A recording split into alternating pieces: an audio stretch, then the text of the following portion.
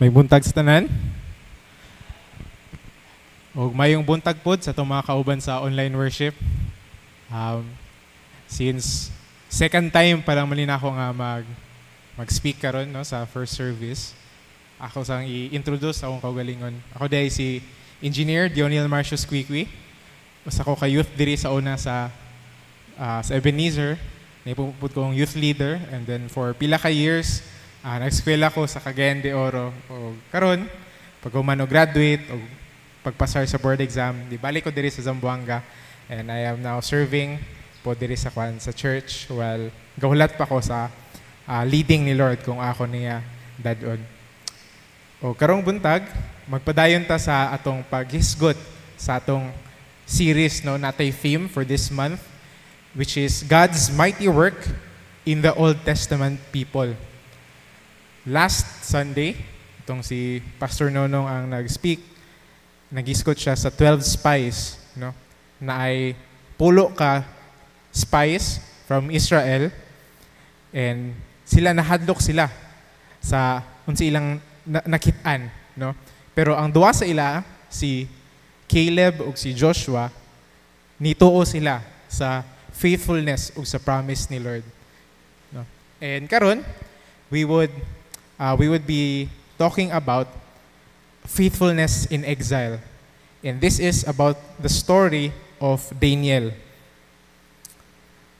In order for us to understand ang situation ni Daniel, I would like you to think about these following questions. Have you been in a place where you felt like you did not belong? Where you felt like everyone around you is different? Lahi sila pangunahuna, lahi sila attitude, no, lahi sila batasan, nya ikaw lahi pud ka.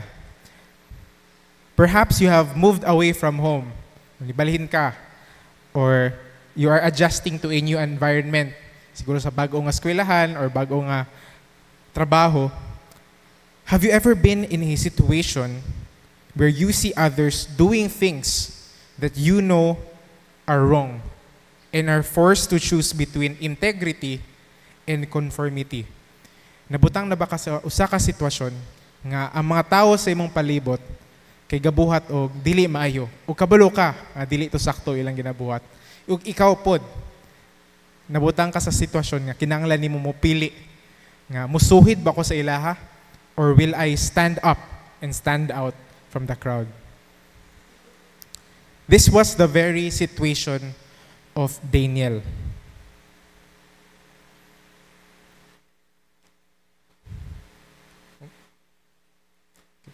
So, atong scripture is found in Daniel chapter 1, verses 1 to 21. Akong hangyo ng tanan sa pagtindog sa atong pagbasa sa pulong sa Ginoo.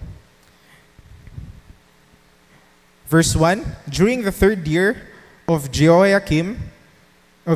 King Jehoiakim's reign in Judah, King Nebuchadnezzar of Babylon came to Jerusalem and besieged it. The Lord gave him victory over King Jehoiakim of Judah and permitted him to take some of the sacred objects from the temple of God. So Nebuchadnezzar took them back to the land of Babylonia and placed them in the treasure house of his God. Then the king ordered Ashpenaz, his chief of staff, to bring to the palace some of the young men of Judah's royal family and other noble families who had been brought to Babylon as captives. Select only strong, healthy, and good-looking young men, he said. Make sure they are well-versed in every branch of learning, are gifted with knowledge and good judgment, and are suited to serve in the royal palace.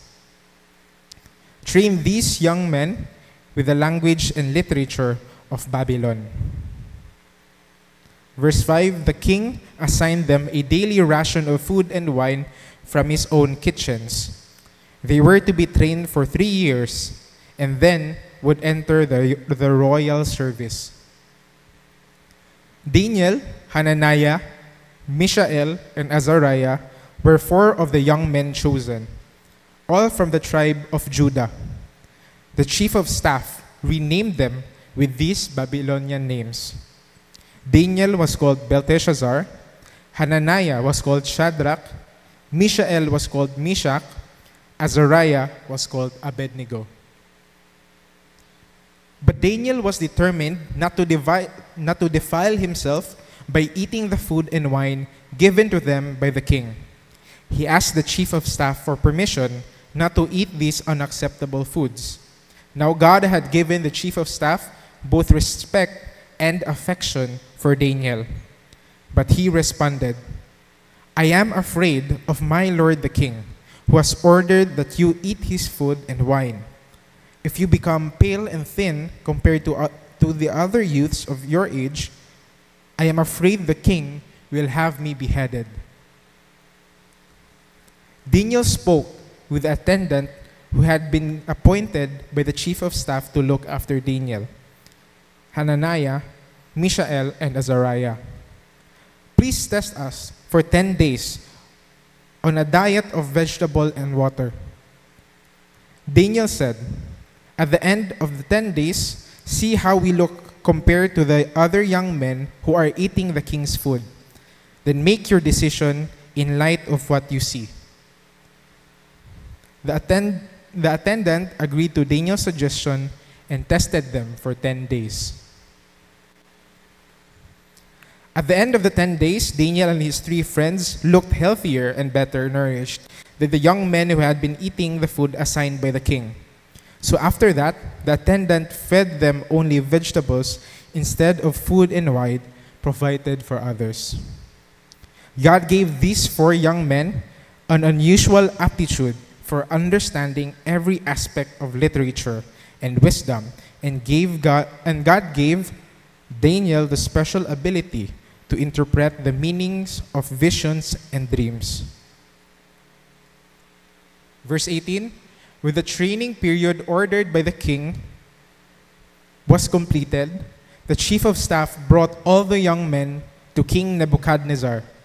The king talked with them, and no one impressed him as much as Daniel, Hananiah, Mishael, and Azariah. So they entered the royal service. Whenever the king consulted them in any matter requiring wisdom and balanced judgment, he found them 10 times more capable than any of the magicians and enchanters in his kingdom.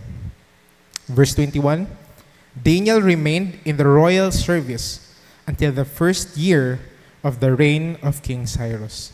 May God bless the reading of His word. Let us pray. O Lord God, Almighty Father, we thank you for this morning. Salamat, O Lord Jesus, sa another Sunday na imong gihatag sa mua para kami, O Lord God, magtipon o magdaig sa imong ngalan. O kami, O Lord God, makapaminaw sa imong pulong for us to be instructed, for us to be reminded, rebuked, O God. And we ask, Lord, for your Holy Spirit to be with us this morning. That your word, O Lord God, that comes from me would be nothing, O Lord God, but only your words. And we ask, O Lord God, that you would give us wisdom to understand and reflect sa imong pulong, that we would not only learn these things, O Lord God, but we would apply them in our lives. May you bring transformation, O Lord, in our lives through this preaching. Salamat, O Lord Jesus. In Jesus' name we pray. Amen. You may now take your seats.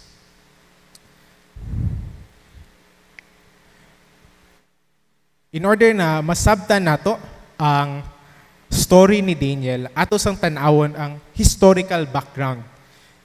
Kay kabulutan nga sina Daniel, Israelites man ni sila, no? Pero nganong niabot man sila sa Babylon?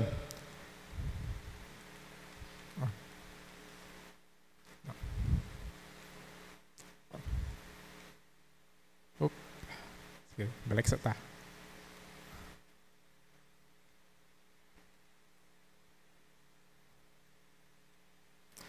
Karon lantaw na to ang history sa Israel. Paligog next. Okay. So muna ang history sa Israel.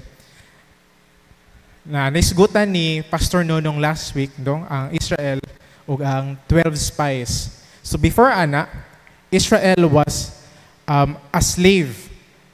Or they were slaves in Egypt for 400 years. And God used Moses to rescue Israel from slavery in Egypt, and that was around 1,300 BC. No? So 1,300 years before niabot si Christ. And mga 200 years later, after sila nakagawas na sa Egypt, niabot na tong story sa Mount Sinai, gatagan sila 10 Commandments. Then later on, nagpadala si Moses og 12 spies para tanawon ang the land of Canaan, no, ang promised land. Then afterwards, ilang gikanker ang Canaan o sila ang nag-occupy adto. So by year 1100 BC, ang Israel, they became a unified kingdom. And muna ni ang panahon ni King Saul, no? Si King Saul ang first king sa Israel. Sunod ni King Saul kay King David, and after King David, iyang anak si King Solomon. After these three kings, ang nisunod kay King Solomon kay natunga na, nabahin na ang kingdom na ay Northern Kingdom of Israel ug Southern Kingdom of Judah. So ang anak ni Solomon ang nagpadayon og maghari sa Southern Kingdom, pero sa Northern Kingdom ang isa sa iyang general. So ang sa Southern Kingdom, padayon gito na ang anak sa hari ang nag-rule, ang nag-reign dito. Pero ang sa taas, gubot kaayo. Na mga assassinations, na mga idolatry, no? So, kalat kayo ang Northern Kingdom compared sa Southern Kingdom. So, a few hundred years later, tungod sa disobedience sa Northern Kingdom, gialaw sa Ginoo nga ang Neo-Assyrian Empire, no, ang mga Assyrians, gikanker nila ang Northern Kingdom of Israel. So, ang mga tao dito, nangawala na ang mga Israelites dito, na-scatter na sila, gipangkuha, gipang-enslave. And that was around 722 BC. And then another 100 plus years later, ang Babylon na sad ang nag-invade sa Judah, sa Southern Kingdom of Judah. No? So the book of Daniel starts here. Around 586 BC, gikanker sa Babylon ang Judah, and muna to ang rason na makita nato nga sina Daniel niabot sa Babylon. Kigipangkuha sila, they were captives, no? They were captives of war. And dito nato makita sa Daniel chapter 1 verse 1, no? During the third year of Jehoiakim, the king of Judah, the king of Babylon, si King Nebuchadnezzar, came to Jerusalem and besieged it. Giatake niya ang Judah. So why did God allow Judah to fall? The exile was a judgment from God. No, gialaw na sa Ginoo nga i-capture ang Judah because of Judah's persistent disobedience and idolatry. Nisuhid na sila sa mga tao nga nagpalibot sa ila sa idol worship. So kinsa-kinsa nga Diyos sila ang ilang gi-worship dito. And God was angry, but before gialaw ni God, nagpadala siya og daghan nga mga prophets. No, makita nato si Jeremiah, one of the prophets in the Old Testament. He wrote about a warning, no? Giwarningan sa Ginoo ang Judah nga magrepent sila, balik sa Ginoo. Pero after 100 or so years, wala man gid sila ni patuo. And so sige, since muna inyong decision, I will do my justice. And so, as foretold by the prophet Jeremiah, giatake sa Babylon ang Judah. Pero wala pud na nagdugay, kaya after sa Babylon, ang Persian Empire ang nagconquer sa Babylon. Babylon later fell to Persia under King Cyrus in 539 BC. And fulfilling another prophecy nga makita nato sa Isaiah. Daniel lived through the transition from Babylon to Persian rule, no? Babylonian rule to Persian rule. Serving under kings Nebuchadnezzar, muna itong nabasa ka ganyan, si King Nebuchadnezzar, si Belshazzar, ang apo ni Nebuchadnezzar, si Darius, isa ka Median nga king, and si Cyrus, isa ka Persian nga king. makita nato nga throughout two empires, even sa verse 21, no, nakaingon diri nga Daniel remained in the royal service until the first year of reign of King Cyrus. So makita nato ang faithfulness ni Daniel, no, ang iyang pag-serve sa service sa king naglast og throughout two empires. Duha ka empires na, and he was still in the service of kings. Ingana siya kanang puslan, no, gabi siya napuslan gid siya sa whatever kingdom ang nagrule sa ilaha. And he served throughout 4 kings. And according to scholars, ang iyang service was around 65 years. Gikan pa sa mga around mid-teens ni Daniel. He was around 15 years old katong gikuha siya from Judah. Kauban niya yung mga friends, no? He was 15 years old. He was taken for 3 years. Gitrain siya sa Babylon. And since then, around 18 years old and until he was 80 years old, nag-serve siya under 4 kings. Grabe ang wisdom ni Daniel. So Daniel lived through all these kings and served them. And muni ang summary sa ato ang passage kaganiya, no? Makita nato nga naa siya structure. Makita nato nga ang Daniel chapter 1, it describes how King Nebuchadnezzar of Babylon conquered Judah. Muna ang makita nato sa verse 1. And took young men from the royal family. So kani si Daniel, Hananiah, Mishael, and Azariah, they were royals, mga nobles ni sila. Anak sa mga dako-dako dito sa Judah. So dili ni sila kanang mga simple-simple ra nga mga batanon. No, they were royals, they were nobles. And they were taken to be trained in the Babylonian court. They were given new names.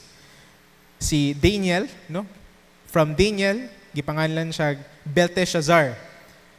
Si Hananiah, Shadrach, Mishael, Meshach, and Azariah, Abednego. Ug unsa may significance lugar ani nga gihatagan sila bagong pangalan. Now, ang mga pangalan nila, ilang mga pangalan kay si Daniel, ang meaning siyang pangalan kay God is my judge, no?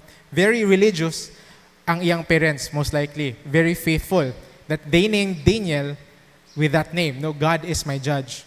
Pero ang iyang bagong pangalan, iyang Babylonian name, it means Bel, no, ang ilang tawag silang Ginoo, Bel protect the king, Belteshazzar. Muna ang pangalan niya, Belteshazzar. Si Hananiah, it means God has shown grace, no, or God is gracious. Muna ang iyang pangalan. Pero gi-change iyang pangalan to Shadrach. Ang Shadrach, ang meaning ana sa Babylon is the commands of Aku. Si Aku kay isa ka Diyos sa Babylon. So same kay Hananiah, nga gipangalan Meshach, ang meaning sa Mishael is who is like God. Ang meaning sa Meshach is who is like Aku. Again, ang Diyos sa Babylon. O si Azariah, gi-change iyang pangalan to Abednego, meaning a servant of Nego, another Diyos pod sa Babylon. So makita nato ang gibuhat sa Babylon, gigikuha sila from their homeland o gihatagan sila bagong identity. Ang ilang bagong identity, it is of those sa mga idols sa Babylon. So makita nato nga ang sina Daniel o ang iyang mga friends, gibutang sila sa isa ka sitwasyon nga gitry o change ang ilang identity. Mura sila gi-brainwash, kumbaga, para ang ilang allegiance, ilang loyalty, naa na sa king o sa ilang mga gods. Pero nakita nato, no, sa itong gibasa nga passage, na-give in ba sila? Ni-follow ba sila sa bagong identity na gihatag sa ila? O nagpabilin ba sila sa identity nila sa Ginoo? Ug makita nato, no, that Daniel resolved not to defile himself. Nawala. Palihog ko, balik. Na-skip na. So si Daniel, he resolved not to defile himself. Gi-offeran sila, dili lang og bag-o nga pangalan, og bag-o nga identity, pati ang culture nila. Gi-offeran sila og pagkaon nga gi-offer, gihalad sa ilang mga Diyos. No? Gikan man ni sa table or sa kitchen sa hari. No? Ug ang mga pagkaon sa hari, gi-offer ni sa mga Diyos. So ang lesson diri no, dili tungod kay kuan nga sila Daniel nikaon sila gulay og tubig ra, dapat mura pod na ang atong buhaton no, dili ni about sa ilang diet, pero about ni sa ilang allegiance or sa ilang loyalty, sa ilang faithfulness sa Ginoo. And so Daniel requested a diet of vegetables and water, and after 10 days, they appeared healthier than those who ate the king's food. This demonstrates God's provision and faithfulness to those who remained obedient to Him. Kung buthunaw naon, no, kung isa ka, nga, puro ragulay ang kaunon, mga yayat kita sila, no? They would lose weight. However, Daniel and his friends did not lose weight. Rather, kung tanawon pa nato sa giingon sa passage, they looked healthier or mas healthy pa or mas tambok pa sila tanawon no, compared sa mga others. And manotice pod nato na dili lang sina Daniel o his 4 friends ang gikan sa Judah. Most likely napoy other Israelite nga mga nobles, no? So dili lang si Daniel and his friends ang mga Israelites, napoy sila yung mga kauban nga Israelite pod. Ug most likely sila nag-disobey, unlike sina Daniel og ang iyang mga kauban. So God granted Daniel and his friends wisdom and understanding, making them excel beyond all others in the king's service. Daniel was also given the ability to interpret visions and dreams. Ug kani makita nato ni sa chapters 2 and onwards, no? Pila ka times to nga si Daniel ni approach sa king, ug ang king nangita og magicians or enchanters or unsa pa man ilang mga kwandira, mga tawo-tawo nila dira, ug walay naka-interpret sa visions ug sa dreams sa king except si Daniel. Ug tungod ani, no? Tungod sa iyang pag-interpret sa visions and dreams, so wisdom na gihatag siya sa Ginoo, makita nato na even si King Nebuchadnezzar gi-recognize niya nga tinuod ang Ginoo. Tinuod ang Ginoo ni na Daniel ug iyang mga kauban. So when Daniel were presented before King Nebuchadnezzar, he found them 10 times wiser than all the magicians and enchanters in Babylon. We can see God's sovereignty, faithfulness to His people, and blessing to those who remained devoted to Him. And this sets the stage for Daniel's future role in the kingdom. So makita nato ang outline sa chapter 1 nga mura siya na siya symmetry or ginatawag pa nato na sa mga scholars ginatawag nila nga chiasm. So natay ang first part sa chapter 1 ug ang last part similar sila. Ang second ug ang second to the last part similar, ug ang pinakatunga nga part similar pod sila, no? Ug sa mga times nga naiingan ni sa Bible, no, even si Jesus, the way he preached, na po yung mga ingani. And every time nga naiingani nga structure sa Bible, ang pinakatunga ang highlight. So unsay highlight lugar sa Daniel 1, it's about Daniel seeking to remain faithful to God and Daniel remaining faithful to God. And so makita na to nga ang primary character trait ni Daniel is his faithfulness to God. So this is Daniel's character. He was faithful to God. And his faithfulness is evidenced by, kung tanaw na to ang iyang character, no? Makita na to nga Daniel was faithful to God because of his integrity. So may pasabot sa integrity. Ang integrity, meaning, kung kinsa ka, muingon ka nga, muni ikaw, mogyud na ikaw, no? You will not change your behaviors, you will not change your allegiance, your faithfulness to God, whether or not nakakita nimo no? Or kung naa ba kay ang imong mga kauban nakailaba sa Ginoo or dili. So si Daniel, even though he was taken from his homeland, he remained faithful to God. Whatever laws nga naa sa pulong ni God sa scripture, no, makita nato even sa Exodus to Deuteronomy, unsay mga bawal kanon, especially mga pagkaon nga gi-offer o gihalad sa mga Diyos, bawal gyud nila kaunon, no? Ug si Daniel iya tong gituman nga command even though wala na sila sa Judah, sa ilang hometown.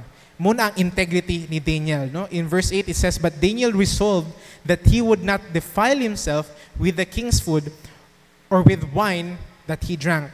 So makita na tungod si Daniel, he decided to remain faithful kay God even ang iyang mga kauban, katong tulo, no? Si Hananiah, Mishael, and Azariah, sila pod nisunod sila kay Daniel. Tungod siyang integrity, gidala pod niya iyang mga kauban to remain faithful with God.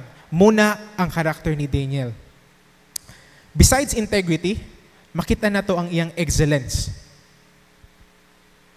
In verse 20, it says, "Whenever the king consulted them in any matter requiring wisdom and balanced judgment, he found them 10 times more capable than any of the magicians and enchanters in his kingdom." Walay sama ni na Daniel o iyang mga kauban ang pag-abot lang sa wisdom, no? Sa ilang pagsabot sa mabutang. And tungod ni, dili kay bright lang sina Daniel, no? Most likely bright gid sila, pero tungod ni sa wisdom nga gihatag sa Ginoo sa ilaha. Because they were faithful, God gave them wisdom. Muna ang character ni Daniel. He is excellent. So bisag unsa pa na nga butang nga kung mangutana ang king, no, kung siyang buhaton sa kini nga mga sitwasyon, naagi tubag si Daniel ug iyang mga kauban. And of course, tungod ani, na-amaze ang king sa ilang wisdom.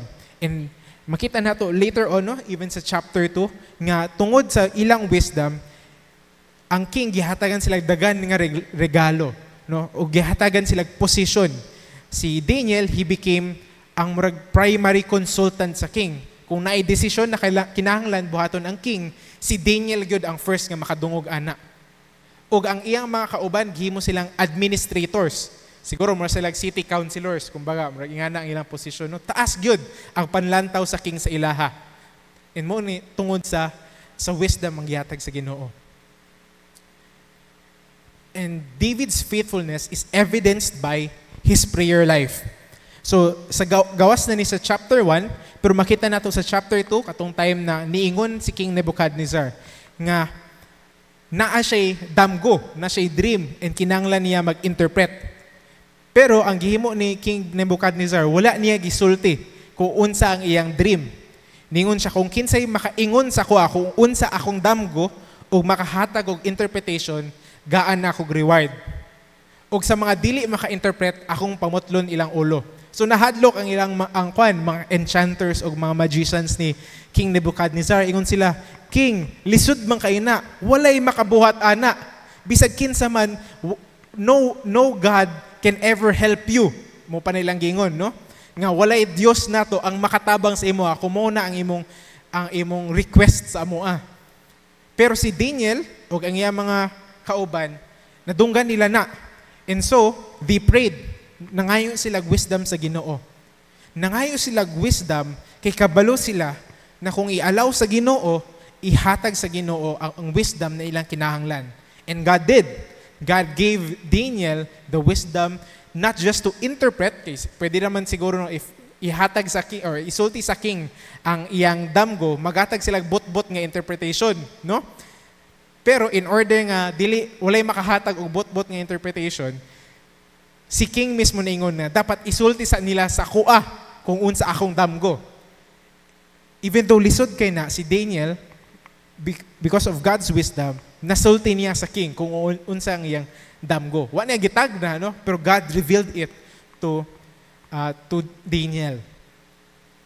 And in chapter 6, makita nato na si Daniel, he was consistent in his prayer despite the danger.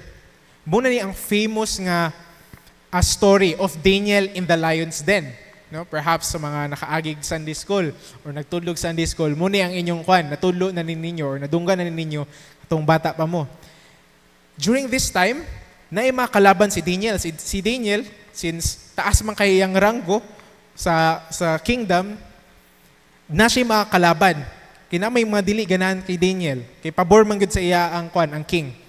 And so, ang iyang makalaban, ningon sila nga, sige, atong itrap si Daniel.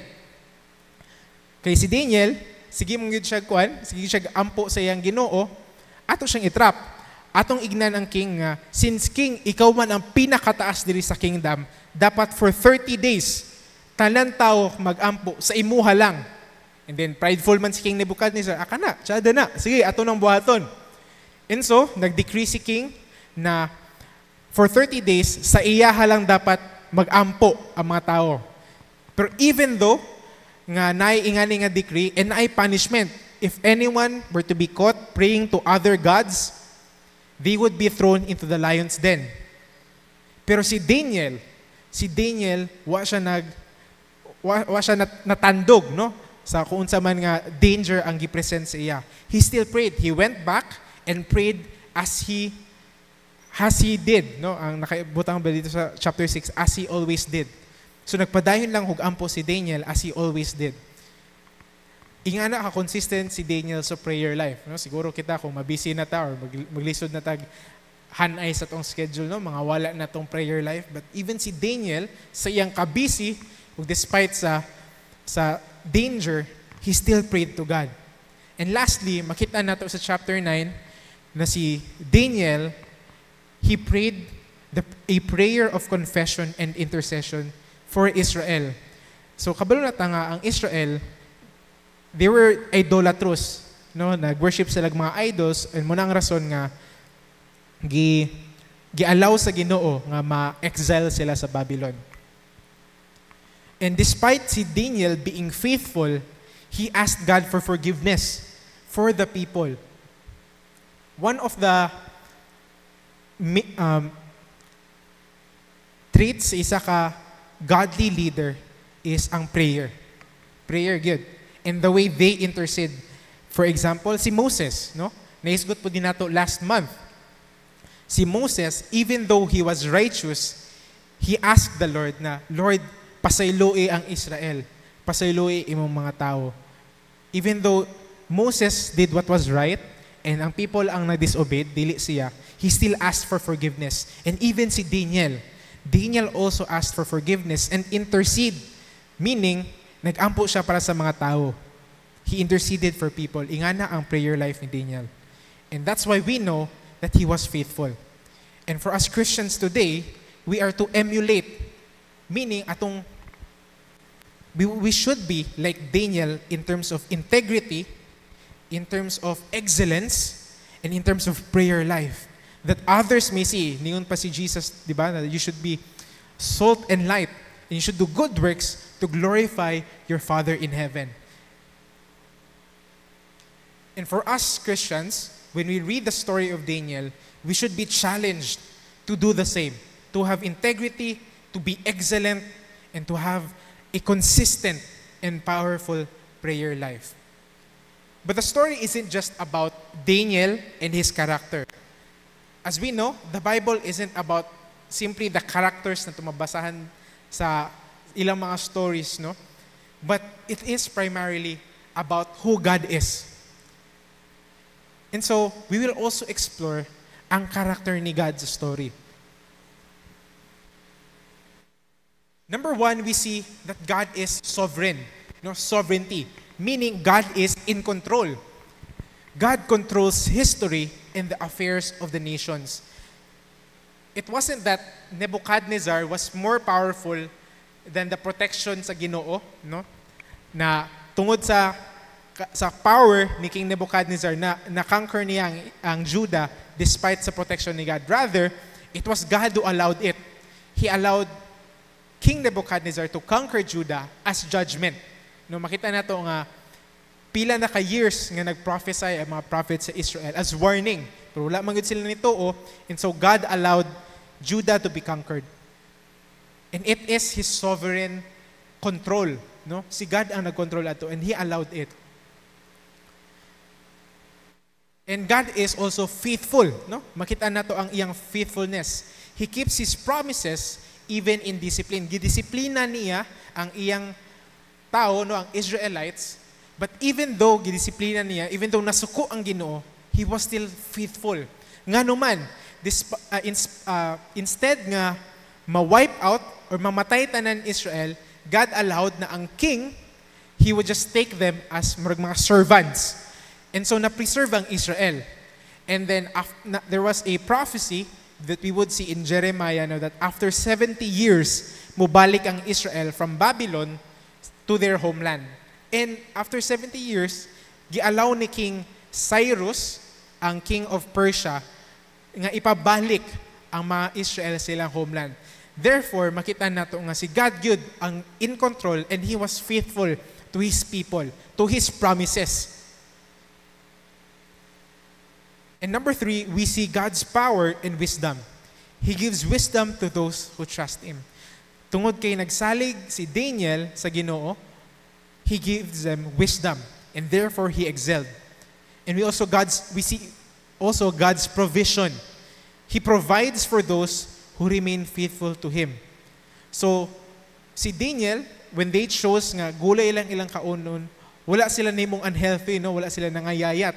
Rather, they were still healthy. And sa mga times na kinanglan nila og wisdom, kinanglan nila og protection, gihatag sa Ginoo.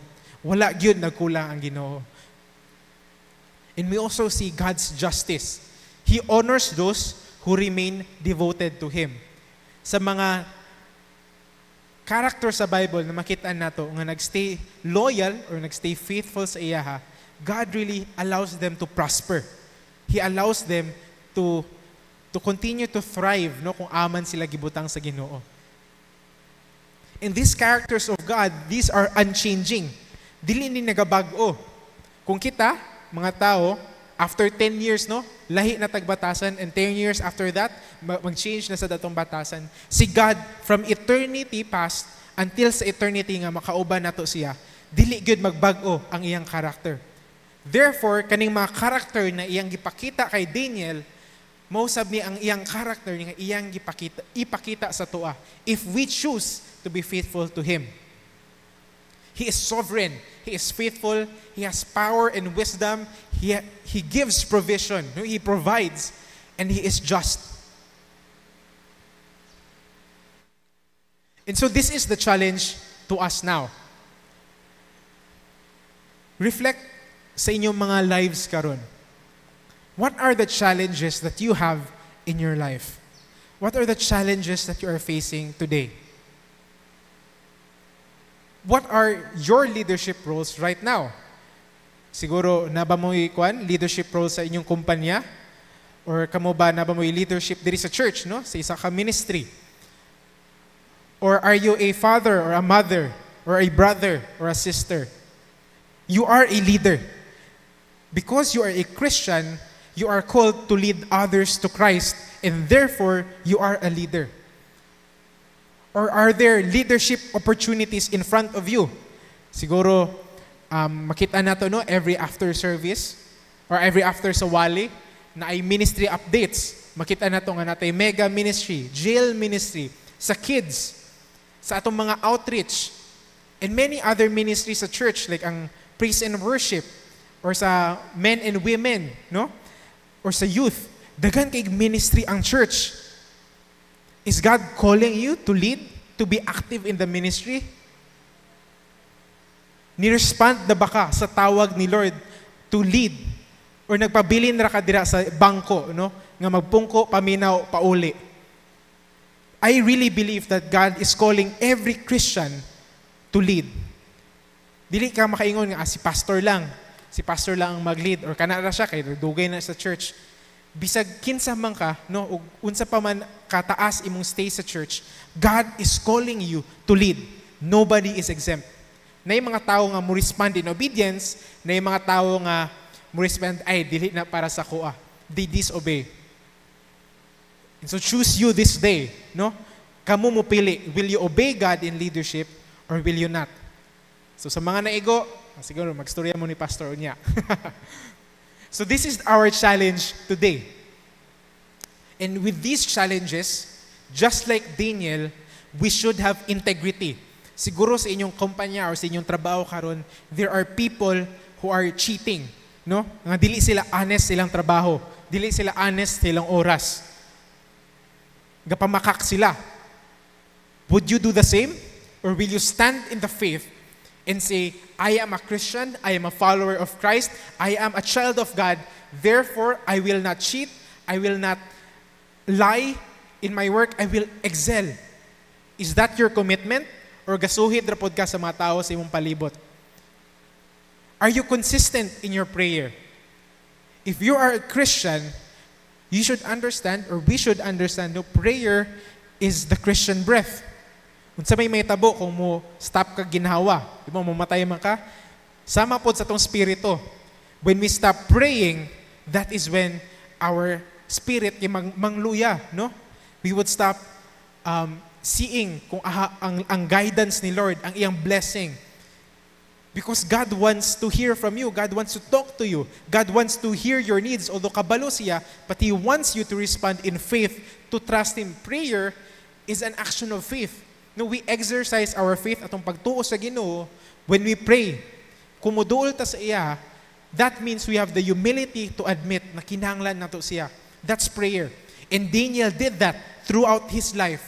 Throughout the 65 years na nag-serve siya sa kings, throughout 4 kings, no, and throughout 2 empires, Daniel never stopped praying.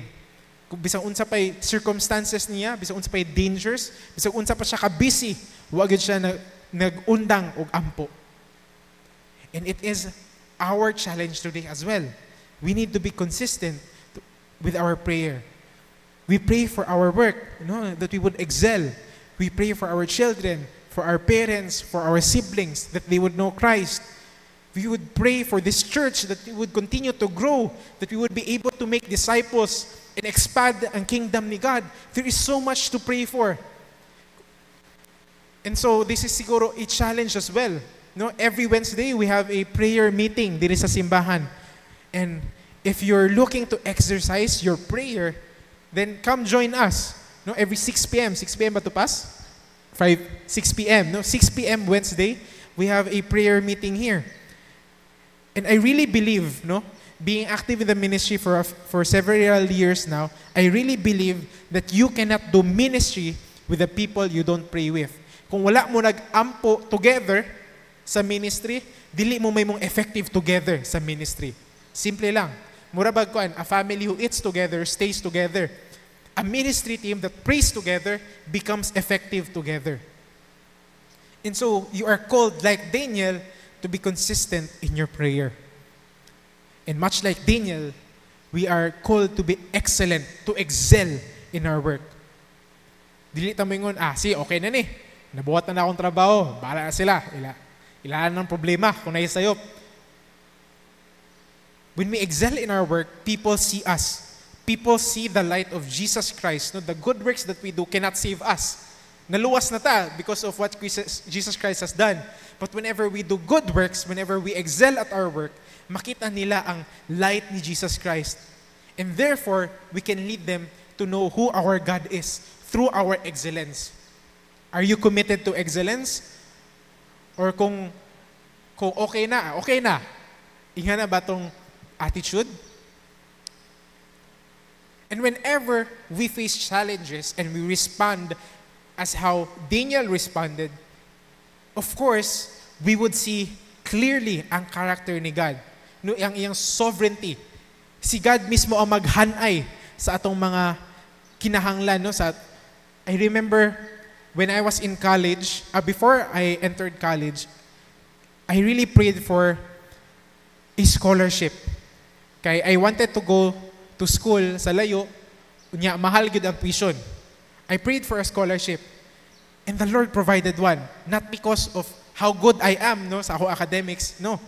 But because of how faithful God is. God orchestrated everything, no, sa mga kaila sa ako ate, nakakuha mi og isa ka Jesuit priest sa Ateneo, and then nakakuha mi recommendation letter. Ug makita na ako dito na ang Ginoo gyud ang naglihok, no. It was His sovereign control of the events in my life that He granted me favor. And dili man siguro nga special ko nga ako ra, no. It is the same with you. The God that I serve is still the God that you serve, di ba? And so, His faithfulness in my life is also His faithfulness to your life if you obey. If you obey.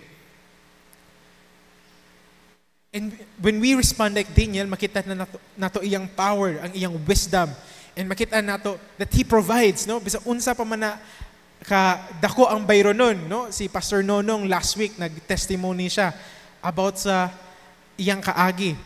How God provided for him and his family. And makaingon gyud mi, even si Papa, maingon gyud siya na grace ra gyud ang tanan, no? Nakauman mi kami tulo, mag-iso nakauman mi og eskwela, and gracious ra gyud sa Ginoo tanan. He provides. And God is just, meaning He rewards those. If dili ka mo tuo sa iya, then you will reserve a just punishment, a just nga discipline. Pero if motuo ka sa iya, you will also get a compensation, a reward, no, for obeying Him, for trusting Him.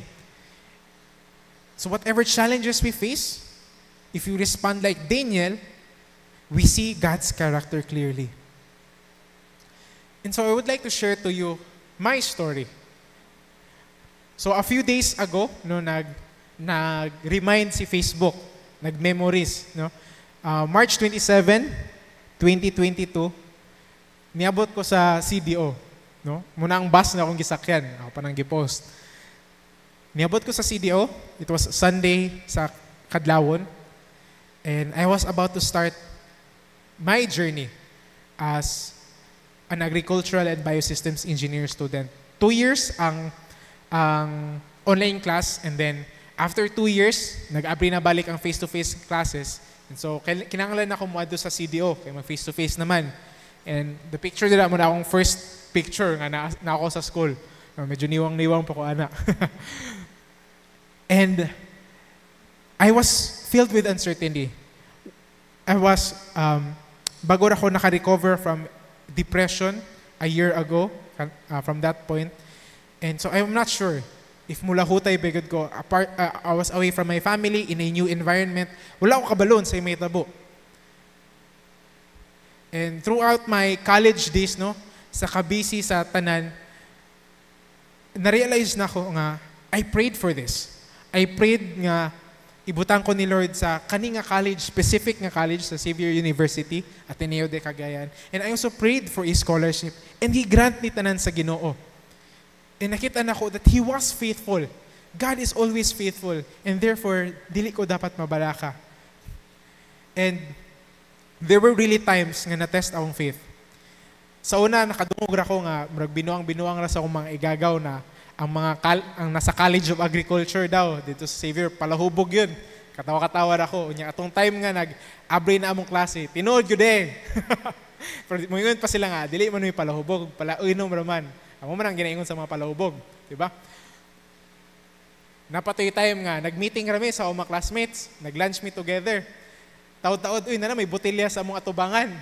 Kunya, lahi ra pud na akong mga classmate kay kung magsugod sila inom, dili gyud na sila masugot nga mulingkod ka sa kauban nila nga dili pod ka mo shot.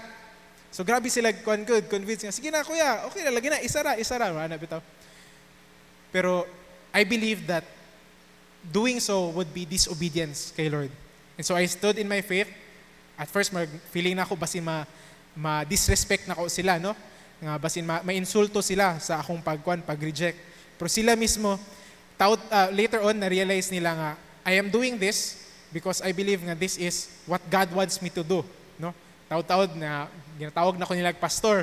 Una-una kay insulto pa to, pero makitaan po nila nga akong pag-active po, no, not only sa school pero sa ministry. Muna akong mga kauban sa ministry dito sa Cagayan, no? Sa akong pag-active sa ministry, makita nila nga ga-speak ko dire, mag-speak ko somewhere makita nila nga busy na tanan sa requirements. Ako ga-arrange pa ko sa akong message kay mag-message ko unya sa mong prayer meeting. So taud-taud na ilang insulto sa ko nga pastor, dili na siya insulto pero nimo na siyang compliment bitaw. No, I'm not just saying this because maayo gud ko, no, grabe ko ka faithful, but I'm saying this because years of prayer, no, and even most likely pod akong mga ginikanan gi-back up ko nila in prayer, no? And so I was fruitful in my studies and even in my ministry dito. And this is a story that is not just about me or ako araguning story, but this is a story of all of us, no? As followers of Christ, we can stand in integrity. We can be fruitful and productive and consistent sa atong prayer. And we can be excellent sa atong work. And that is because we have a God who is excellent, who is faithful, who is sovereign, who is powerful and full of wisdom. And so as a conclusion, we Christians are like exiles, no? Exiles like Daniel. Meaning we are not from this place. Si Daniel, gikuha siya from Judah to Babylon. He was an exile.